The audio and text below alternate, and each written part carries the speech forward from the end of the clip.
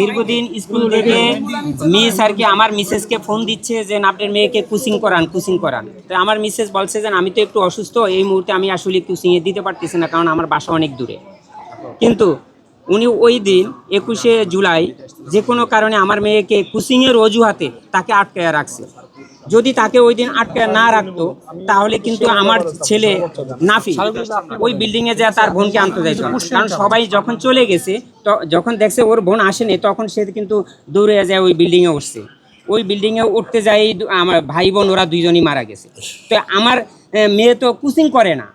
আমি ওই দিন এখানে মিটিংয়ে নুনবী সাহেবকে আমি প্রশ্ন করছি যে আপনি এটার কি বিচার করবেন, আমার মেয়ে তো কোচিং করে না, তাহলে আপনি এটার কি বিচার করবেন। উনি বললো যে ঠিক আছে সবাই বলুক, আমি আপনার লাস্টে এটা প্রশ্নের অ্যান্সার দিই।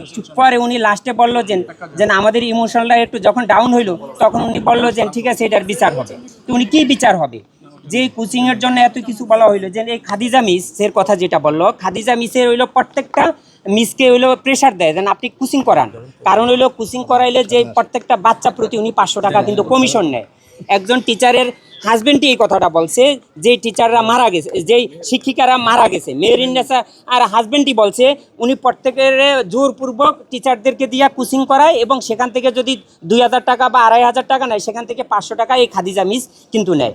এই খাদিজা মিস কিন্তু এই এলাকায় 2টা ফ্ল্যাটও কিনছে, সে বলছে 3টা ফ্ল্যাট কিনছে। জিনিসটা বুঝে দেখেন, সে হলে এইগুলো কোচিং করায় এবং সে হলো কমিশন বাণিজ্য। মূল বিষয়টা হইলো এইটা। এখন আপনাদের কাছে প্রশ্ন, আমার মেয়েকে কেন আটকে রাখার কারণে যেন আমার যেন 2টা সন্তান চলে গেল, আমার মিসেস কিন্তু এখনও সে বিছনা থেকে উঠতে পারে নাই। জিনিসটা বলছেন, আমিও কোথাও ওইভাবে যাইতে পারি না, যাও আসলে আমার সেই শক্তি নাই। আর হয়তো বা দুনিয়াতে আর আমাদের শক্তি আসবে কি না সেটা সন্দেহ আছে। জিনিসটা বুঝতে পারছেন ভাই? এখন ওনারা প্রত্যেকটা ঘটনায় মিথ্যাচার করতেছে।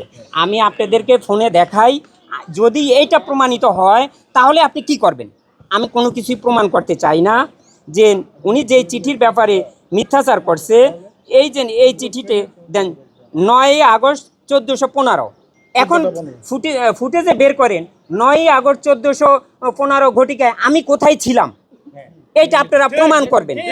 যদি আমাকে এটা প্রমাণ করতে পারেন, আর এটা যদি প্রমাণিত হয় যে আমি এই ক্লাসরুমের ভিতরে, এই কনফারেন্স রুমের ভিতরে ছিলাম, তাহলে কি হবে বলেন।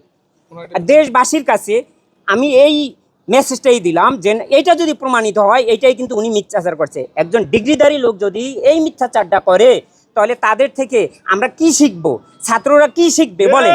আমরা তো ঠিক আছে অশিক্ষিত লোক, আমরা তো কম শিক্ষিত লোক, তাহলে এই ছাত্ররা কি শিখবে। একজন যদি প্রিন্সিপাল এই মিথ্যাচারটা করতে পারে, তাহলে সেটা কি হবে।